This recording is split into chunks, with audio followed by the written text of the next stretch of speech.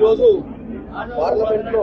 Parliament entrance లో Congress India Lok Sabha సభ్యులందరూ కూడా ఇండియా కుటుంబ లోక్సభ సభ్యులందరూ కూడా ఈరోజు ఈ యొక్క కార్డు ఏది ఇండియా సింబల్ ఉన్నటువంటి కార్డు, ఈ కార్డు లోపల కూడా హిందీలో దేశ్ కో మత్ బిక్నే దో అని చెప్పి ఒక స్లోగన్ తోటి ఈ రోజు ఎన్డీఏ ఎంపీలందరూ కూడా మేము ఒక గులాబీ కార్డు ఇవ్వడం జరుగుతుంది, ఇస్తున్నాం కూడా ఇక్కడ. ఎందుకంటే ముఖ్యంగా గత 10 రోజులుగా పార్లమెంటుని నడవకుండా మా మీద అబండాలు మోపడానికి ప్రయత్నం చేస్తున్నారు. మేము నడవనిస్తలేము. మేము చర్చకు సిద్ధంగా రావాలని, చర్చ చేయాలని, ప్రజా సమస్యల మీద చర్చ చేద్దామంటే మేము అదానీ ఇష్యూ కానీ, సంబల్ ఇష్యూ కానీ, మణిపూర్ ఇష్యూ కానీ, ఇంకా వేరే ఎన్నో ఇష్యూస్ మేము మాట్లాడాలన్న ప్రయత్నం చేస్తే ప్రతిరోజు వాళ్ళే ఒక గొడవ వాతావరణాన్ని క్రియేట్ చేయడానికి ప్రయత్నం చేస్తూ హౌస్ ని అడ్జస్ట్ చేస్తున్నారు. నిన్న కూడా మీరు చూసినట్టయితే మేము అసలు ఏ సీట్లో ఆ సీట్లో కూర్చొని వీలైనంత వరకు సభను అడ్డుకోకుండా సభను ముందుకు తీసుకునే ప్రయత్నం చేసినా కానీ వాళ్ళు వీలైనంత వరకు దీన్ని సభను నడిపియొద్దు, ప్రజల ముందు ఈ సమస్యలన్నీ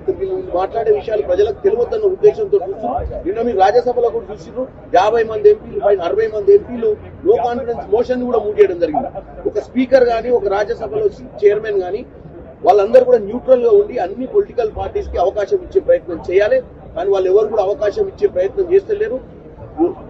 ఏమంటారు అంటే వాళ్ళు ఒక పార్షియల్ యాటిట్యూడ్ తోటి, అంటే ఎట్టి పరిస్థితుల్లో మేము అపోజిషన్ పార్టీలకు అవకాశం వేయం, వాళ్ళు ఎవరికి చెప్పుకుంటారో చెప్పుకోవాలన్న విధంగా వాళ్ళ వ్యవహారం ఉంది.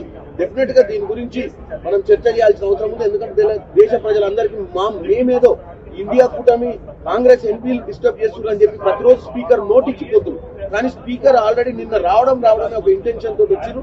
కాబట్టి ఈ రోజు ఇక్కడ ఉన్నటువంటి ఎంపీలందరికీ కూడా ఈ కార్డు ఇవ్వడం జరుగుతుంది.